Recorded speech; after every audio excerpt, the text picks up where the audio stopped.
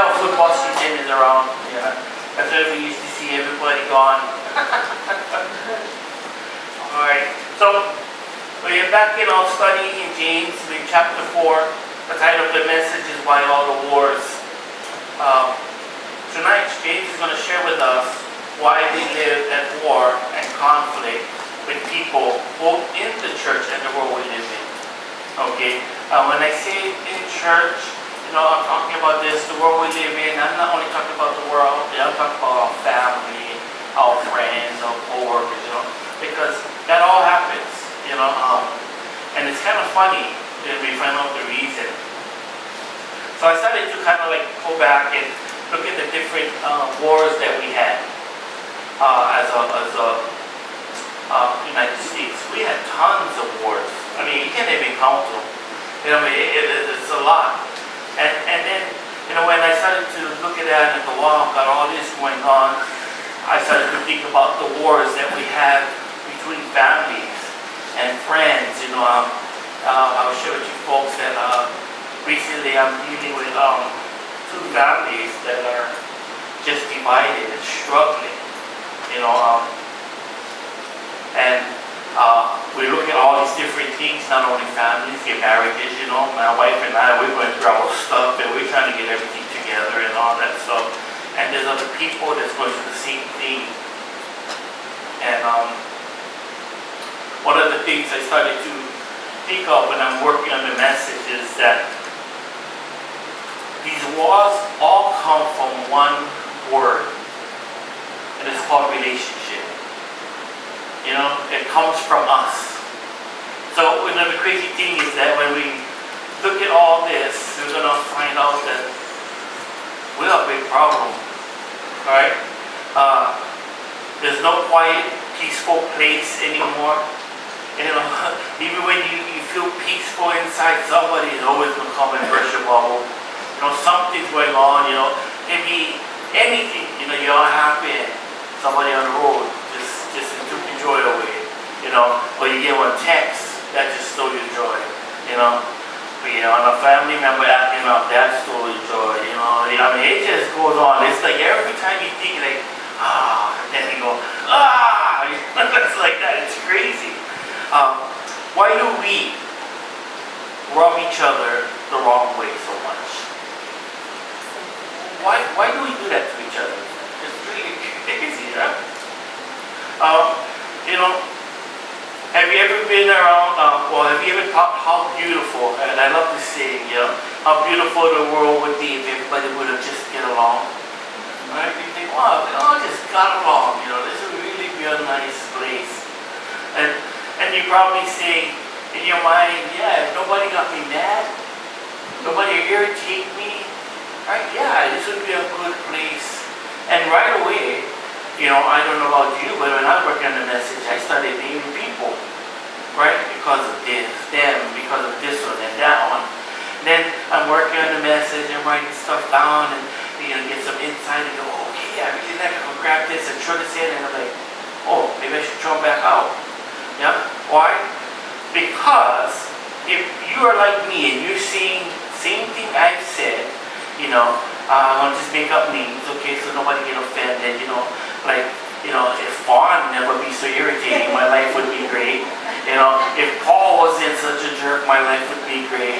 If Uncle Ma was a little nicer, my life would be great. He's so mean, whatever, yeah. We get all this stuff. And then, sorry. And then I started to think about it. Yeah, if everybody else would just stop making me mad, this would be a good place.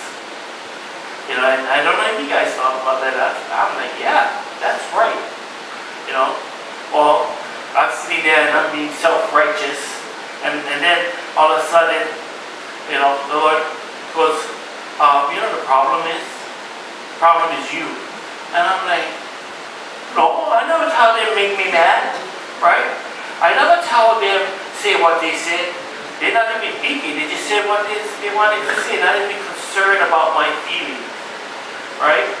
But I think we both can agree that even if nobody was around us, we lived in this world all by ourselves, we would still find something to complain about. It's our nature. Right? How do I know it's our nature? Well, we have all the little kinky running around here. Moms, dads, you guys know how it was. More moms than anybody else. When that baby like eat, you better get ready to feed that baby. That baby don't ask you, please, I'm hungry. That baby screams and demands your attention. Right? And you give the baby the attention. Right? We learn at a very young age how to demand what we like. And if we don't get it, we throw tantrums. And then it makes sense why when we get older, we have tantrums. Yeah? Oh, no, we have adult tantrums. No, it's the same tantrum. It's because you're not getting what you like. Self isn't happy, so self needs to complain, and self needs to make everybody else miserable because self is miserable, and yet we blame everybody else because self is miserable. Self is miserable because self is not satisfied. You're crazy. Now, you know, those of you who know what my life is like right now, what we're going through, I really wanted to dump this message for sure. You know what I mean? Because I am self-righteous right now. And I think, no, everybody else's fault, right? And the Lord goes, yeah, you know, everybody says that, but the problem starts with themselves. So I'm looking at this and go, well, I guess it's a good thing to preach.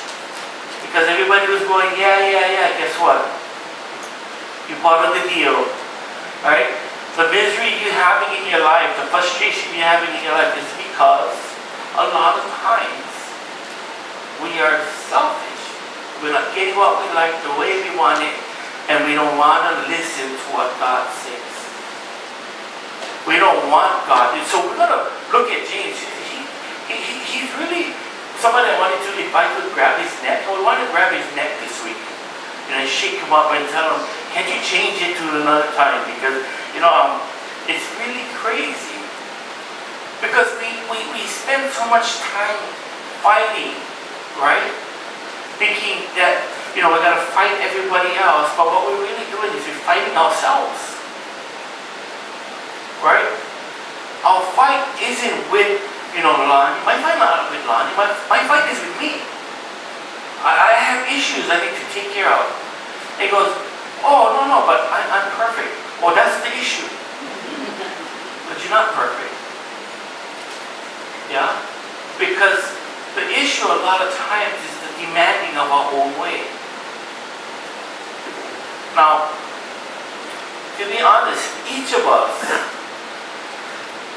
are our worst threat to ourselves. You know, we heard that in the church before, yeah? We are worst judge. Well, we're even worse than the judge. We are worse executioner. We cut our necks off all the time. Right? We sabotage our faith all the time. We sabotage our life. Because it's not the way I want it to be. Now, when we look at this, I want us to understand that when it comes to relationships, we have to understand it takes two, okay? But we do have a duty to position ourselves in the ways of God and according to His heart. And the outcome of anyone who rejects that heart is on that person. Does that make sense? Yeah? Well, now, think about this. If we could just bring our own feelings, thoughts, and desires under control, would life be easier for you? Would you think so? If I could stop worrying about what people think, if I could stop trying to control my life in a way that everything has to happen a certain way. Even in my relationship, if I can stop trying to make my wife be me and just enjoy her for her, would that make a difference? Would that ease my pain and my dilemma? Yeah. Right? If we could just control what we are thinking and what we are feeling, it's amazing how much happier we can be. How many of you guys stay home, and you guys get kind of frustrated and you guys start doing brain gymnastics? Yeah? That means your brain is doing all those flips, cartwheels, the high bar, the low bar, the horse, everything. And you have this plan unfolding in your head because spawn is so irritating. I can't stand her. And this is why I can't stand her. So I start playing it all in my head. And then all of a sudden I start thinking about, oh, she does this. And what she look like? That look that she gives. Oh, you know what I mean? You guys ever do that? And then all of a sudden, who feeling jump? Does Spawn care that I feel that way? She doesn't even know. I'm the one poisoning myself and sabotaging my own joy. We do that to self. Now I want you guys to understand that this is something we need to learn to recognize, and it's something we need to learn to control. It takes skill, and we cannot do this alone. We need the power of the Holy Spirit. Now I've been a Christian for a long time. I'm in love with the Lord, but self will always come and tell me, right? I look in the mirror, and the mirror goes, self, you deserve whatever you want. You deserve to be happy. You know what, self? You deserve to shag right now. You guys ever had that kind of stuff? You guys ever look in the mirror? Some of us literally do. But ever said to self, you deserve better. Anybody? Yeah. I do it. Yeah. Maybe he goes, oh, not really. Okay, well, let's take whatever you might be. Let's kind of make a scenario. Self, you deserve an air-conditioned car. Right? Self, you deserve a better job. Self, you deserve a raise. Self, you deserve better friends. Right? And we can keep going on and on and on. And what we've done is that instead of showing our love for God, we have become adulterers. And James is going to talk about this, because now we took the love that we had promised to God and placed it on self. How many of you guys still with me? Because it's kind of junk, when you start listening like that, right? And he goes, wow, I never really thought about it, because doesn't the Lord say He wants to hear all prayers and He wants to answer all prayers? Yeah? We'll talk about that in a little bit, because that's important. I think it's important that we understand that God desires our hearts to be fulfilled. But our hearts must be in a particular place. Now, we live in a time where there's constant hostility against each other. Right? Because, oh no, yeah. Just the other day, I saw this guy snapping on this lady because she was going too slow. I mean, granted, I was feeling kind of like, get out of the way, grandma. You know what I mean? But I didn't, do this, what the guy was doing, like rolling out his window and screaming. But I felt the same way. Now, the thing about this is, yes, I may have not reacted the same way, but I felt the same way, and it still doesn't make it right. So I had to pray, because I felt was quick to judge her. Oh wow, bro, you're thinking I'm a grandma for, And I was just thinking, oh Lord, forgive me, because I was just thinking bad about grandma. You know what I mean? And it's so funny, because we got to constantly put ourselves in the place where our hearts will reveal that God is our Lord and our Savior. And that's not easy. It's not easy when self is being threatened, or when self isn't getting what self wants. It's hard. But we have to go back to where we have learned, or we have confessed to have given ourselves to God as a servant to please Him and to expand His kingdom. We forget that as Christians. We read stories in the Bible and we go, yeah, look how many times that those believers, the children of God, got fat on the word, right? On the blessings, I should say. And they forgot. We're no different today. We take for granted what God has given us, and we start becoming, as we talked about last week, complacent. We're getting that word up at the end of the message again. But we no longer have a desire to rush into the presence of God, or to wait and have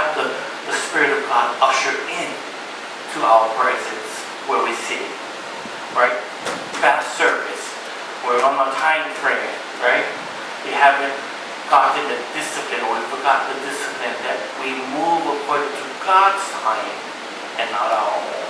Does that make sense? So I want us to understand this because we need to know this.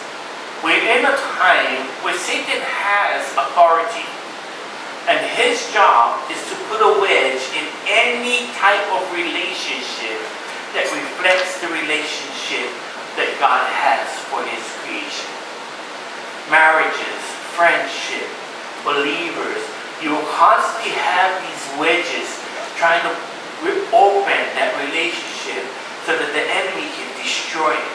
See, if the enemy can destroy it, then it reveals to the people that are watching, the people who are affected, that this love they so-called said they had for God isn't really real. Wasn't real. And that they were great pretenders, because when it came down to, the rubber hitting the road, they weren't able to withstand the pressure. It really makes a big deal. We may not think so, but we have people watching us. We have families, friends, children. How do we respond? How are we going to act when things ain't happening the way we want it to happen? How do we still submit to God's will, trusting that God has a plan that although I may not understand, but according to what I read, God keeps his promises, and therefore I must have victory in my life. It is not maybe, it is a definitely I will, depending on how I position my heart.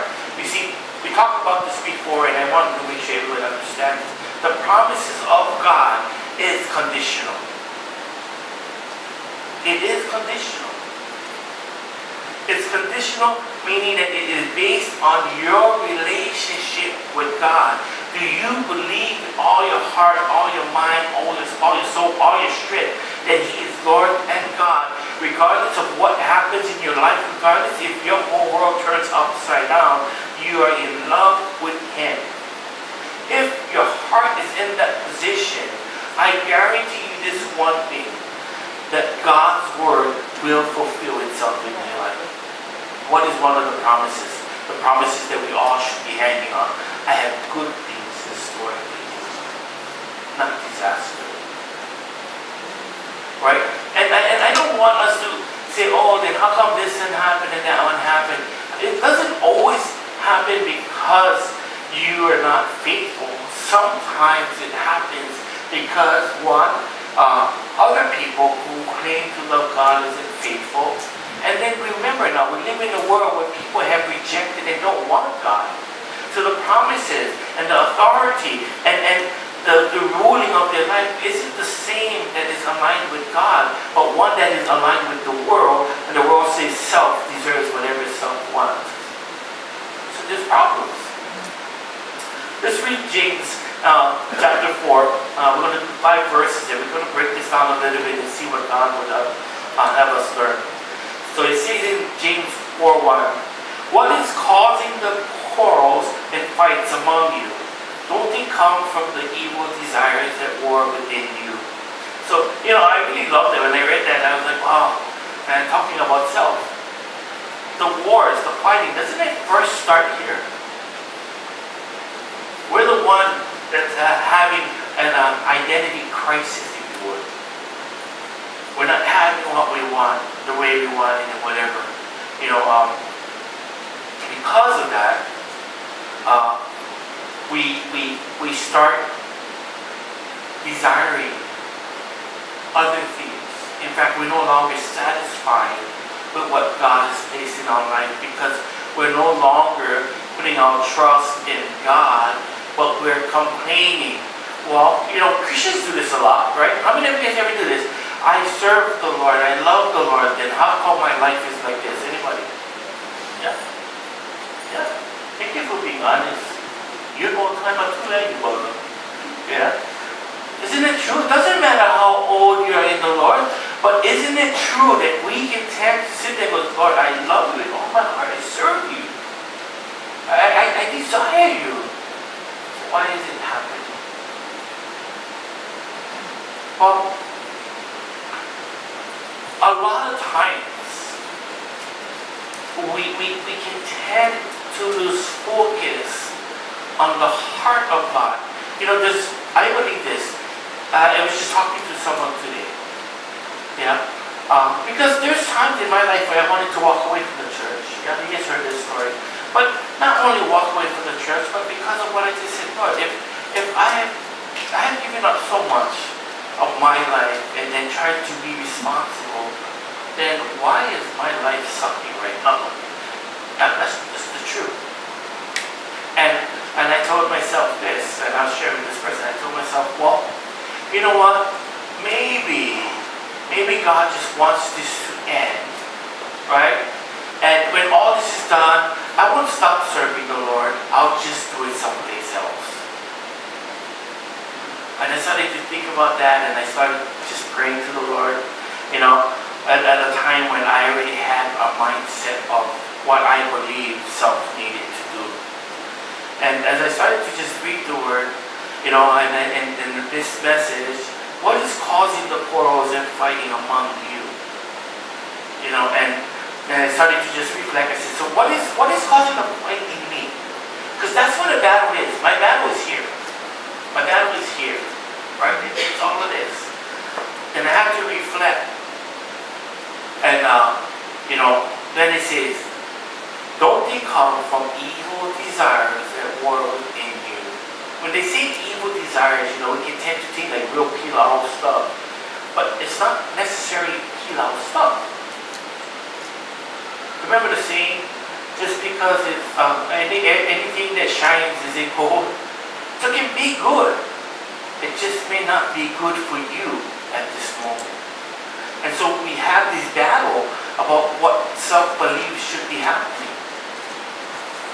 Right? We have the problem, the battle itself can be pride, can be ambition, right? That stalks the heart, and every man and has this going on, and this ambition and this pride can bring envy and strife. And because people always have to outdo other people, we may not outdo ourselves, right? Oh, I achieved this, but that's not good enough. I gotta achieve something else. It's almost our way of what being recognized of almost, how would you say it? Like, good me. We're making an approval for ourselves. We accept ourselves. But isn't it true? I really love this. So why did the Lord, Jehovah God, out of all the people, have Jesus born through Mary, who was really a nobody, and then gave him a father to tend to him, who was a carpenter? At the time, just about everybody was a carpenter and a farmer. Why wasn't he given the riches? Do you think maybe the heart of God was to remind us that our desire, our satisfaction should be based on the love and affection, that he cared for us so much that he created a situation that is even worthy of the poor to receive. The worst of the worst. When he came and when the Lord spoke, he didn't only spoke. He spoke to the three wise kings, right? But that's three. Yeah. You guys read in the book how many times he spoke to shepherds? It was the low class people. That was the stinky people. Hang around those guys. You know what I mean? Yet they were the ones that were given the notice. I believe that God wanted us to realize that he understands our struggles. In fact, when we watch what Jesus went through, I really believe this, that when he said, I have gone through everything you will have gone through or will face, and therefore I know every pain and suffering. back to that. Have you ever been around somebody who just loves to have the upper hand on you? And maybe that's even you. Yeah? No matter what you tell them, they get one better than you. Yeah? You give them one reason, they got another reason. I get one son like that. Oh, Keller. Oh my gosh. No matter what I say, they're going to call me one on one. I'm like, really? I go, I'm not asking your opinion. I really don't care what you think. I'm telling you, oh, but you know that, blah, blah, blah. I said, I don't want to even talk to you. Alright? I said, you're not comprehending what I'm trying to say. But you know, we always have somebody. Yeah? And sometimes we're the ones that doing it. We may not want to confess it or admit it. Right? But don't you blow your own horn every now and then? Anybody ever just go, ooh, it's me? Anyone? Yeah? Anybody who don't do that, you're a liar. Okay? Because that is part of our human nature. And that is part of what God has called us to learn to control. There's nothing wrong with being proud and giving God the glory. But a lot of times when we're boastful, guess what? God is nowhere around. It's about me. It's about far. It's about now and so forth. I found this illustration on the internet, and I really loved it. So I said, I'm going to use it to help make the point. It goes like this. One day, a young preacher had just announced to the congregation that he was resigning in order to become the pastor of another church. At the end of service, he was standing at the back door, greeting and saying goodbye to all the congregation as they left the church. When one of the members approached him, her eyes filled with tears, she said, "Oh, Pastor, I'm so sorry you've decided to leave. Things will never be the same." The pastor, flattered, without much to say, turned and looked at her and says, "I'm sure God will send you a new pastor even better than me." The woman looked up at him and replied, "They always say that, but they keep getting worse and worse as they come." And I started cracking up, because when I first became a pastor, everybody was telling me how Pastor Mel preached. Everybody was telling me about Wayne Cordero. I was a wreck. Because, I told you guys I never graduated last week. Not only I never graduated, English wasn't my course that I was excelling in.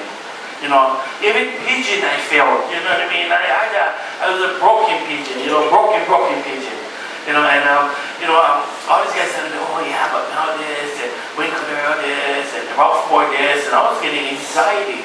So finally, I had to start being really bold and told them, "Well, if you like them, they stay in Farrington, Kaneohe, Alva Scott is where Mel is at and everything." And they probably thought I was being arrogant. But what was happening was, the words, however they may have thought they were saying it, was discouraging and pulling me down. Because I can never be Mel. I can never be Wayne Cordero. I will never be Ralph Moore, but I can be me. And if this is what God wants me to do, this is where I'm going to preach, then I'm going to do the best me I can. And that's all I have to offer. Yeah, but, I was really blown away when I read that story, because, they always seem to come up like, with a real genuine type of feeling, and then they brush you out with something like that, "Oh, Mel would have said it this way, from being to scrub, and I can't even say the rest of the stuff that I was feeling, it wouldn't be right." Well, so I started to think about this, and I think we can categorize ourselves in two categories, right? How many of us would say, we cynics? We regard everyone as equally corrupt as us, we partners, we both corrupt, yeah? We all equally messed up. And then we have the idealist. This is when, this person regards everyone as equally corrupt except themselves. Or then I said, maybe that's me. Yeah? Because you guys all messed up, I'm pretty good. Right? And you ever notice, if you think about it, how many of you guys we wouldn't use those hyperbolic words, yeah? But how how many of you guys would regard everyone else as equally messed up? Yeah, like Lonnie, Kaya, Juan, they all mess up. I am not as bad as them. Thank you, Jesus. Yeah, we get people like that. Yeah, and that's where the problem starts in church. Yeah, because I love the Lord, but they don't love the Lord as much as I do, because if they did, they wouldn't do this. Yeah, the great thing. If you love the Lord, then you wouldn't judge, because that was one of the things He said, do not do. Oh, I'm not judging, I'm correcting. Oh, that's not too bad. That sounds good. But before you correct somebody else, the Bible says, take the log out of your own eye. Oh, all of a sudden, you gotta shut up. Yeah? So, think about it. We all equally messed up, and we all need Jesus. And we need to be people that understands that unless we get the help of the Holy Spirit in our life to train us in the ways of the heart of God, we're not going to change. Right? Because when we hear God's heart and what God is telling us, a desire, a love for Him, will cause you to do what you wouldn't want to do. The love for God will tell me say sorry when I really don't need to say sorry because I didn't do anything wrong. But the Bible says, would you lay down your life for a friend? Yeah, but the Bible doesn't say sorry, right? So a life, we're not dying. They're not dying. They just got to hold up to what they did wrong. No. A life means a willing to submit your authority for that of the Lord, and humble yourself, that the Lord will be able to work in that heart. Hard, yeah. It's hard. I'm actually learning this. I'm preaching this, and like I said, when I was doing this, I wanted to throw this stinky thing away, because I'm having my own issues, right? And scrub, right? I'm all complaining. And the great thing I love about the Lord is that He doesn't say a word. That irritates me more than, to get something funny. Literally, He don't say anything, But spiritually, nothing. Nothing going on, and that bugs me. Because I know God speaks to me. I know I'm messed up again. When I say that, when I know that I am corrupt and sinful in the flesh, but my spirit is in love with the Lord. And when the Lord doesn't start to speak in my heart, it bugs me. It ought to bug every single one of them. If the Lord is stirring us, it is a great sign of great danger, that we are no longer stirred by the silence of God. So, this is why we all need the help of the Holy Spirit to train us. James 4:2, it says, you want what you don't have, so you scheme and kill to get it. You are jealous of what others have, but you can't get it, so you fight and wage war to take it away from them. Yet you don't have what you want because you don't ask for our God for it. Wow, that's pretty crazy. Well, here's the thing. We're going to break this down and kind of see the heart of what James is trying to say us. The lust for riches, the lust for self-satisfaction, blah, blah, blah. I'm getting tongue twisted. I'm going to have to switch it around in my head. The desire to please self-gratification. Well, that's the word.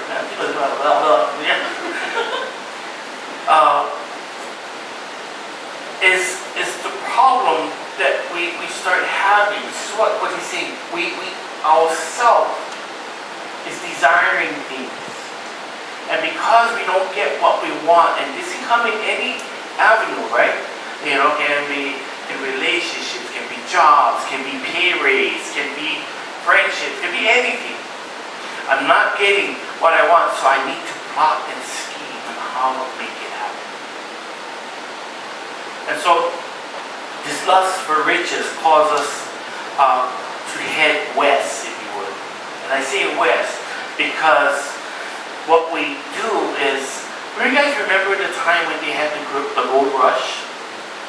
Now, what had happened was this guy had found gold on a property that he had bought to actually build a mill, a sawmill. And he ran into some gold, or the work got out, and everybody started heading west to become rich. The problem is that many did not, in fact, come rich from gold. In fact, I was doing this study, just reading up on it. People who were merchants were actually getting the ones that was becoming rich because they were making money off the miners as they was coming to buy supplies and stuff. So they're the ones that really got the wealth or became rich from this gold rush. Not everybody had got gold or found gold. In fact, a lot of them had hit what they had called fool's gold. And all it was a mineral, right? I think it's called pyrite, yeah. And it was a goldish, yellowish, copper-looking color. And then all it was a mineral. So when they took it in and they said, oh, we struck gold, they found it was worthless. The value was actually within the eyes of the beholder. It's almost like how when we find out our little green rocks and stuff, and we go, oh, this is diamond, yeah? Diamond head got the same kind of name because they go, wow, this is diamond, that's just glass. Yeah? But, whoever was holding them, oh, this is diamond, the value was in the eye of the beholder, yeah? Your glass is diamond, right on, God bless you. So, how many of us, we don't understand the heart of God and the riches of God. We have misplaced the whole concept, the whole heart of what God meant when He said, I have riches in store for you. Now, today, people chase after wealth, right? They chase after happiness, and they do all these things, all these different things that will, kind of say, okay, life is good and life is great. But we know that we live in a world where not everything in this world is going to last forever, right? Money not going to last forever. We can have money now and lose it quickly. Relationships, that's the same thing. Anything in this world, anything this world gives, can instantly be taken away. And so this is what James was trying to say, that people who chase after wealth and the things of this world will always see it slip away. He goes, well, I don't know. Would be different it was me. Then why does the entertainment world make so much money off of all their misery? Right? These guys making tons of money, and they're the worst, happiest people in the whole world. They married 30 times. They be sued all over the place, right? Child support, this, and they still keep doing it over and over and over. Drugs, everything. I thought they're supposed to be the happiest. The problem is they have misinterpreted what the heart of God was for them, and they never received Jesus Christ. Maybe they have, because I know Christians who have, and they're struggling in the same way. What they have lacked is the desire, once again, the desire self has not positioned themselves in a bent over position, meaning on their faces in front of the throne of God. Now, although it doesn't have eternal value, how many times do you hear somebody getting killed for money or because of relationships or whatever, right? They kill for it, they fight for it, they lie for it, they scheme for it, whatever it is, and yet they know that it's only for a moment, but they still go after it. We tend to do the same thing, maybe not at that degree that these people are doing it for thousands and thousands of dollars, right? My son there was so funny. I was listening to him, and he was talking, showing the story about his friends, and they started categorizing each other. And so, I thought it kind of funny, so I'm like listening, and he's talking in the bathroom, so I'm listening. And so they started to describe each person according to, their status. They started using cars to do this. So somebody was on Honda, somebody was on Toyota, somebody was on Ford, and they're giving explanations of what that car value would be to the person. And then they started making fun because they called one of the friends, what was it? I think on Kia or something. And I was like, listen, I wanted to tell them, bro, you guys can make fun, but you guys go get a 10-year warranty. And I thought it was like a bit sharp. It's not my conversation. But even at that age now, think about it. Their status is built on value, money. And isn't it true that today, so the stupidest thing that happened? So after they told that, I was driving and I started counting all the different cars that passed me on the road.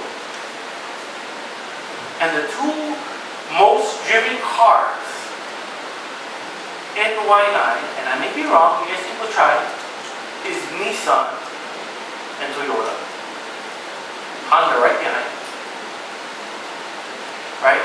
And I started thinking, I wonder how much of us hold our status. Yeah? Our status depends on our car, or our house, or our bank account. Doesn't matter that you get a car that can take you around safely where you want, point A to Z, anytime you want it, when you want it, how you want it. It doesn't matter. Yeah? Now, I really hated this message because my car takes me to A to Z. The thing just get, conventional air conditioner. But what I say is, you should be satisfied. You could be catching a bus and, oh, Jesus, thank you so much. I couldn't do the bus. I would definitely be crying in front of all you guys to please save me. But I started to realize, I said, you know what? Maybe the problem again is self has not learned to be satisfied and content with what God has given. Because what God has given meets our needs and is sufficient. Because when we start trying to do more and then be bigger, then is it possible that our plan is planning for this world and not the next? We forgot that we have a visa, passport. We're not citizens of this world. We're only visiting for a time. We go back home. So our wealth is there. Not here, but don't spend too much time trying to build all this. And then next day, just supposedly, next day you mark it, guess what? Nothing. You did all that work in building this world, and you forgot to take care of your home up there. Kind of messed up. Well, now we're going to change this around. We're going to just kind of talk about answered prayers. Because how many of you guys believe that God hears us pray? Yeah? How many of you guys believe God hears our prayer no matter what it is? Yeah? Even when He knows that we're being selfish. Okay? How many of you guys understand this? Our prayers get answered. You will have people say this. Prayers are answered by faith. So long as you believe, your prayers get answered. How many of you guys have heard that? Yeah? Well, if this is true, I'm going to burst your bubble. Because in case you don't know this, and I'm sure you do, the devil knows and believes that Jesus Christ is Lord and Savior. He ain't making it into heaven. He's not making it just because he knows. Now, what allows God's presence and God's wealth to flow in our life is the fact that we seek His desire. So how many of you guys, okay, this is going to be kind of weird because I was like, well, should I write this down? Because, like, it's funny because, I'm praying for air conditioning, right? I go, Lord, I love my car. We got a real cheap, good deal, no more air conditioning, but I would love air conditioning, Lord. So anytime you want to, right? You guys ever had prayers like that? Anytime you want to, I'm ready to receive it, right? Well, I remember, I started to reflect on some things, on how God worked in my life and prayers that we had answered. And so, I know that we all ask God for blessings in our life, right? We ask God for work, yeah? And sometimes, our heart is, what is God's desire for us when it comes to work? He wants us to work. You guys know that, right? Okay, He isn't being lazy. Yeah, juju, right? He goes, work, oh, juju, yeah? Jehovah bless, okay? Well, He says, so praying for work is good, but if you pray for work to make more money than the other person or make more money so that you can be more wealthy, is it possible that the desire you have has nothing to do with bringing God glory? I think so. Because I can almost bet that when you was praying for that next job, for that better job, never calculate tithes. You never calculate the 10%. You just wanted to make more money. How about, oh Lord, bless my finances. Yeah? Lord, bless my finances so that, I wouldn't have to struggle and all this stuff. And He goes, I believe, Lord God, I love you and I trust you. Well, is it really because we trust God? Or is it because we want to make sure that our bank account gets some padding? Because the last time I read in the scripture, the Lord acknowledged an old lady who gave her less 2 cents, 2 times. He goes, now that is a lady who understands where her finances lies. And it's in Him. She took what she had to bring Him glory. How about this one, right? So we guys already know the new car. That was me, all given a new car, right? Well, I want the new car. Why? Because the new car is going to have air conditioning. And I even compromise. Anybody ever compromise with God? I did. I'll be honest, I go, Lord, it doesn't have to be a brand new car. Maybe a second-hand car. As long as you have conditioning. Now, don't get me wrong. I believe that God wants to bless my heart. But at the same time, my heart needs to be positioned in a way that it's about glorifying Him. Because that kind of sounds weird. No, it's not. Because I'm not in any way thinking about how that air conditioning will be glorifying God. I'm thinking about how that air conditioning will make me cool. That's just being real. Oh, how about this? This is a good one. Lord, bless me with a new house to call my own. Awesome. What is the purpose of the house? So I have a house. Everybody can get a house. I don't got to move around. Hey, that is God's heart, But do we intend to use the things that we've been asking God to bless us with to expand and bless His kingdom? Now, when we first started serving the Lord, one of the things that we prayed about was getting a brand new car. We never owned a brand new car. And so, we went in and we got our first brand new car. Most of you guys probably remember the green van. It was license plate was too fully reliant on God. We bought them green so they can match the license plate. So everybody was freaking out. They thought we had 4 kids that bought the 3 boys, and we was calling them frogs. Yeah, so it's so funny. So finally we got to confess, but share with everybody what the car was about. But when we got the car, there was something really crazy at the parking lot. It says, Lord, if this is your will, do this. And the green was like so outrageous. So you got to be a green one. That's how we know it's going to be God. Because you never like a green car. Who wants a green car, right? But if get one green car, we never saw any green car, a van. stinky green van right there, and I was like, oh no, but we got a green car, right? Well, right at the spot where we got the car, we paid up, got our papers. Before we left, we prayed over it, and we said, Lord, in your holy name, we dedicate this car to the purpose of your kingdom. And we did everything in the church. The same thing with the house. When we got the house, we said, Lord, if this is your will.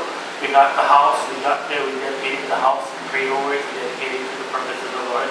And so, we have all kind of stuff in church up there. They come to the practice, yes, you stop in. If you guys need something from my house, we're going to lock the doors, okay? But help this out. I'm serious. Whatever we have, that's God's blessing. And that's for us to share. And so, I make fun about the air conditioning and stuff and all this, but what I'm trying to get across is this. The heart of our asking must be in the will of God. What is the will of God? That His name be glorified through our lives. That we will be specimens, tools, right? That will bring glory to His name. That the world will hear Him. They sang the song today, Lift Jesus Higher, right? People say, I don't know why they sing that kind of song. Well, how we interpret it is up to you. But the heart behind this song is that as we lift ourselves in the presence of God, we too lift up Jesus Christ to all who see us. We become the face of Jesus. We become the living, tangible hands, heart, eyes, right, of Jesus. Does it make sense?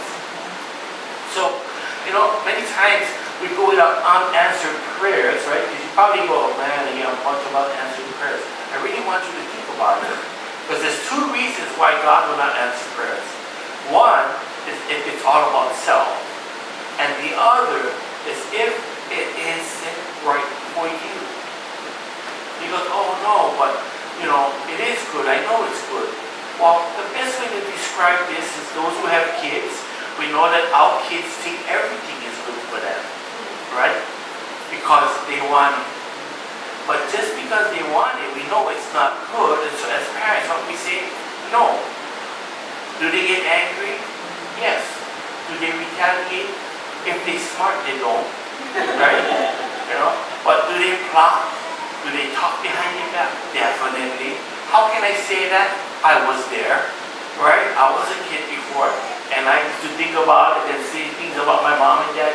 Yeah, they try to mess me up. They want to be my boss. Yeah, they think they own me. No, I own myself. I'm a grown-up. Yeah, when you go out there, you start paying your mortgage, you get insurance, and you can pay for everything, then you're a grown-up. Okay? I tell my boys that they was like, oh, yeah, but that's, you just because you own everything. Well, that's where wisdom comes in.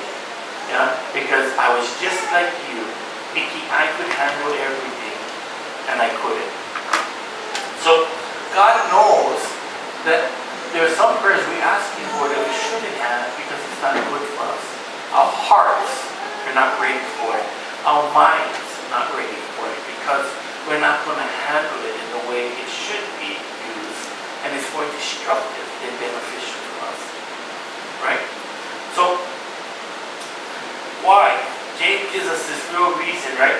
And this is what we're talking about, James 4:3. And even when you ask, you don't get it because your motives are all wrong. You want only what will give you pleasure. I love it because you just say it straight out. Yeah?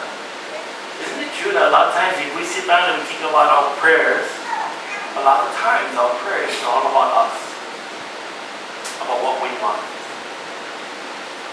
It's never about what God wants. So I'm in a situation where I'm praying and I'm asking God, because I know what I want. My mind has been made up. I'm like, yes, thank you, Jesus. I am so smart. I know what I want in my life, blah, blah, blah, blah. And then I'm starting reading devotions, right? And so I started reading more than one devotion, just to kind of get my heart in the place where I need to be so I can hear God. Because like I said, I'm kind of getting clouded inside. I'm not hearing God the way I want. And all of my devotions keep saying the same thing. And then here comes this message that I'm working on this year. It's the same thing. It's my desire to please God more than my desire to please yourself? That's a really hard question to ask, because we've been trained from a very young age to get whatever we want. In fact, we live in a society that says, just do it. Yeah? All the slogans, yeah? You deserve a break today, you deserve this, you deserve that, all these slogans that say, yeah, that's how it's supposed to be. But that's not God's word. That's the world's word. How many of you would agree that we asked not in faith of the divine promise, but in the flesh desire? The flesh desire, yeah? So that means that we don't ask with thankfulness for past mercies that God has given us, but with envy for what we don't have, or what we do, others have. Yeah, jealous. Yeah, I like one hand too.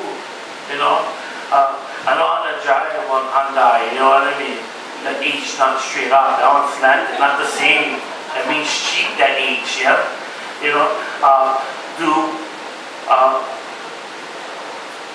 We don't ask His submission to the will of God, but we try to bend God's ear to our will.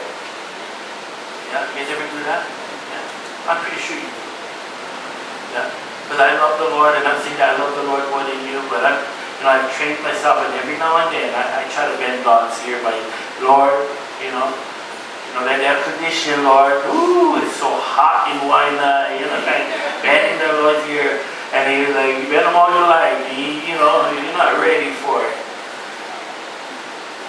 See, we have to learn that when we ask, we have to ask in submission to the glory of God's will. Isn't that what the Bible says? Ask anything in the name of the Lord, yeah? According to the will of God, and it will be given unto you. See, everybody leaves out their one part that says the will of God. Yeah? But if I'm asking, I say, oh Lord, I want an air conditioning. I love you with all my heart, but I'm sweating and I'm suffering, so I know your heart is to bless me, so bless me.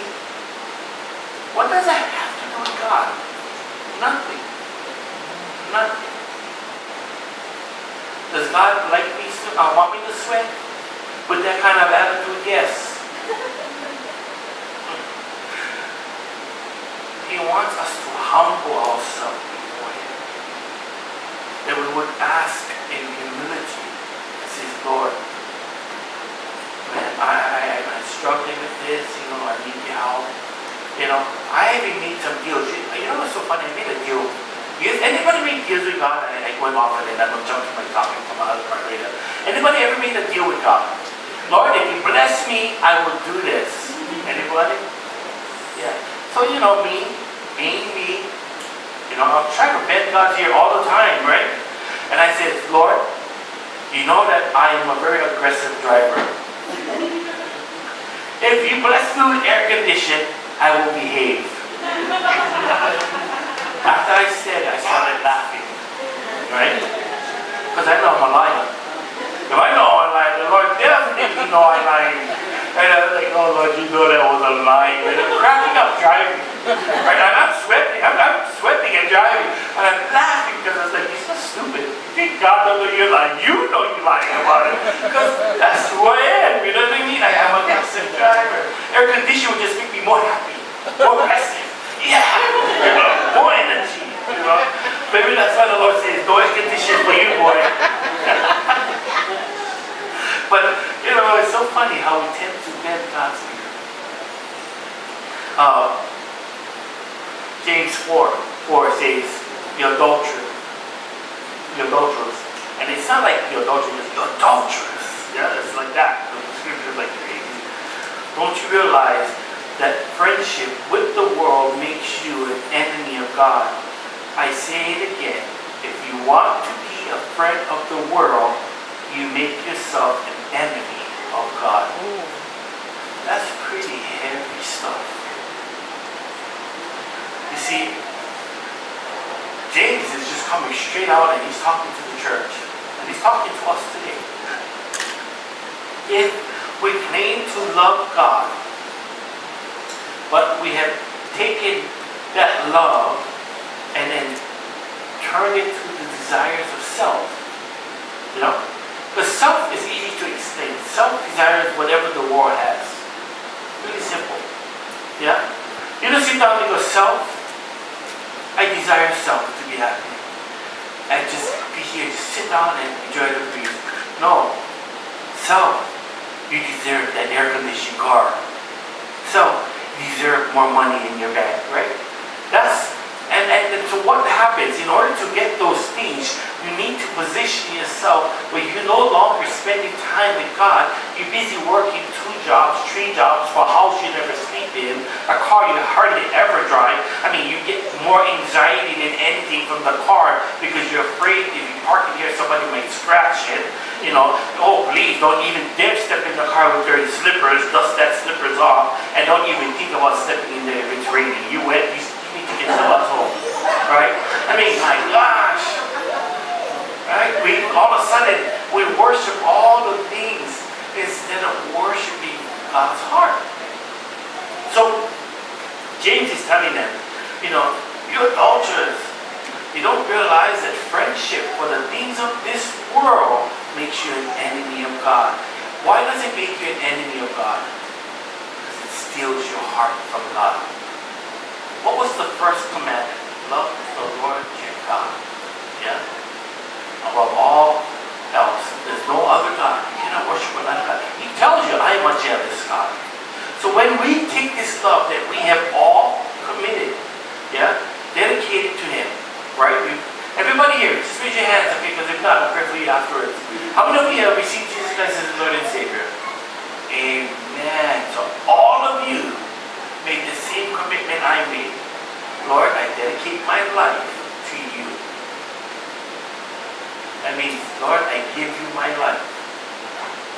Now, when we start chasing after things of the world, we just took that love that we promised Him and moved it over. And then He goes, see, you said you love me.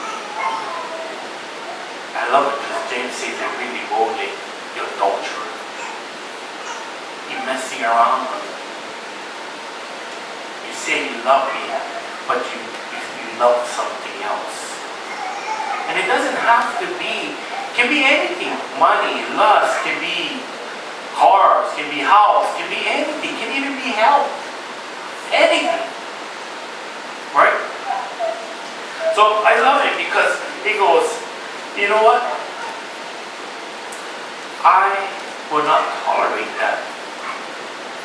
If your heart, if you take your love to me and you give it to the world, to self, to other things besides me, who you have committed your love to for, then you become an enemy of me, to me. Crazy, right? That's pretty deep stuff.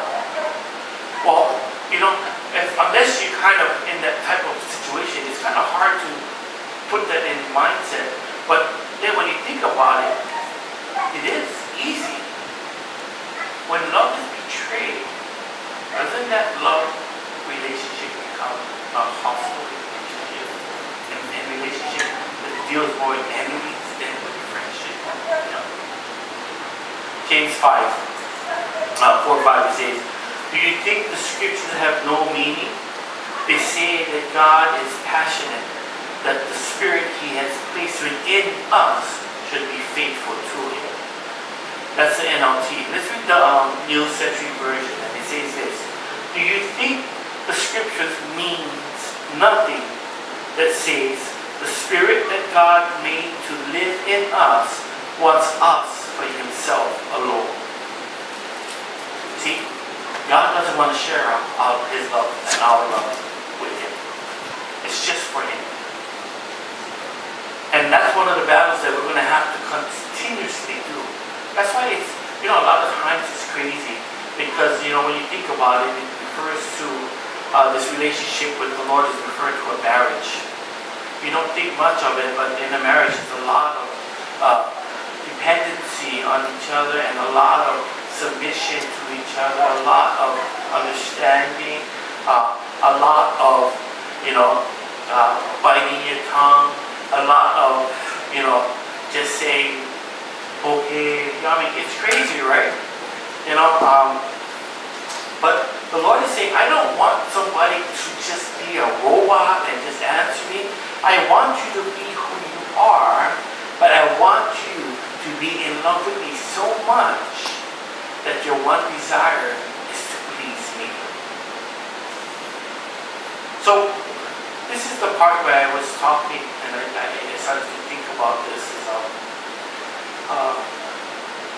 See, God knows that there's an old person in us. How many of you guys know that there's that old person in you guys? Yeah?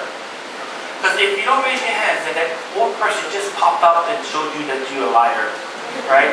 Because that old person, every now and then, will always pop up in your life and remind you of how you were before God got a hold of you. That old person will always tell you why you deserve justice. That old person always going to tell you why you should have more than the next person. That old person in you, of you will say why you should have it your way. I mean, the old person will be the problem that each of us deal with, and will be the wedge in trying to separate our new self in the image of God or through the Spirit of God. You see, when I was talking with this person earlier about losing the joy of the Lord, and saying, all this church stuff, and I shared with this person, I said, you know what, all this church stuff is what keeps me in the place that I need to be. Because I started to weigh my life. I weigh my life without church, and I weigh my life with church. Now, both sides have struggles. They're equal, and it's life. But one side definitely outweighs the other side through the amount of blessings and satisfaction I've had in my life. That side is the cross. The cross has blessed me. Because of my submission to Christ, I am set free. Now, does that mean I don't have work to do within myself? Definitely I do. Because, one of the things that can happen, and it happens to every single one of us, and it happens in many different areas in our life, and the word is complacency. We get used to things being the way it is, and we just say, well, whatever. Well, that's not how God operates. Yeah? You know that the Lord is really cool. He says, every morning when you come to me, I want you to know I will come and renew your spirit. How many of you guys, don't raise your hand, have taken up God on that word? That says, the Lord says, you come to me in the morning, I will renew your spirit. How many of us actually got up and says, Lord, not only thanking Him, right? Because we ought to thank Him and praise Him for the bread of life. But have we said to Him, Lord, I need a fresh touch today. I'm struggling. Right? I need some wisdom. I need some discipline. Help my mind. Help me to just behave. You see, all that kind of stuff is actually a cry of worship to God. Yeah, we all think about praying and singing worship, but do you know that your heart's cry is a worship to God? When you're yearning and you're broken, do you know that's worship? When you go to the Lord, He says, I don't know who else can fix me, only you. I don't know who else can fix this, only you. We have to take God up on His promises. Even when life sucks, even though everything might be falling apart, do we still position ourselves in a way that we give God the glory? Because if we don't, self will start to work here, and self will tell you why you ought to run, why you ought to give it all up. The last time I read scripture, And it is one that I hang on to a lot, and I need to remind myself of it. That my steps are ordained by God. And I need to believe that the steps I'm taking and the steps that is happening along the way, maybe I made some wrong choices, maybe I didn't do it right, but when I look at the Lord and say, Lord, you know my steps is all messed up, I have to believe that when I say that to Him, He starts positioning a footpath for me to walk on. But I'm going to have to discipline myself to walk on the path.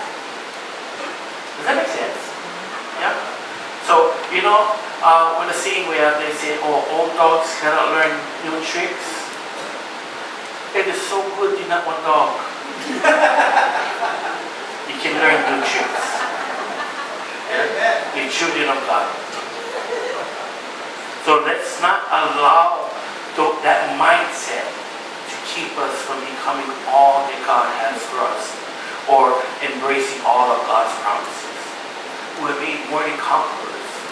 But when we become complacent, when we just become alright, whatever, then what we have allowed ourselves to do is take our eyes off of God, place it on ourselves, and say, I'm going to do whatever I want to do. You notice that God, when it comes to God, He always makes you do the stuff you don't like. Yeah? When I say no like, you know, like I'm talking like, you know, hang in there, say sorry, bite your tongue. I have a problem with that, you know what I mean? You know, if someone tells me something, I'll be telling something back because you need to shut up. This is how God speaks to me. That's, you know, God will speak to you like that, awesome. But God is real bold with me because that's how I am. Alright? And so, I learned that when I want to do something, and then I get this nudge in my spirit, that's God saying, stop backing up. Now I got to do something that's really hard. I have to submit to the will of God. You see, the promises of God is conditional. It is based on my obedience to listen to Him. It's not based on perfection. That we lose already. Because according to Scripture, we're not perfect. So we all messed up. Some of us more than others, but in the eyes of God, we're all equal. Right? We all messed up. What allows the promises of God to embrace our lives is that we have a desire and a passionate love for Him. That passionate love seals the deal for heaven as well as the riches of heaven to flow in our life here today. It's really cool. But we have to learn to submit to Him. Does that make sense? Let's pray. How to worship